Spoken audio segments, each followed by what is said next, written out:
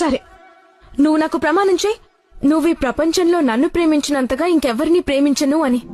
ఏంటి రాధా, మన నాకు నువ్వు కావాలి, ఎప్పటికీ నీతోనే ఉండాలి. నన్ను నేను మోసం చేసుకుని వెళ్ళిపోలేను.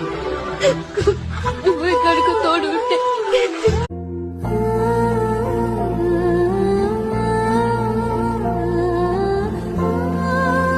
ಪರಮಾತ್ಮ ಅತಿಯಾಗಿ ಪರೀಕ್ಷಿಸಬೇಡ ತಂದೆ. ಪ್ರತಿ ಬಾರಿ ಎದ್ದು ನಿಂತು ಎದುರಿಸುವ ಶಕ್ತಿ ಇನ್ನೂ ನನ್ನಲ್ಲಿಲ್ಲ.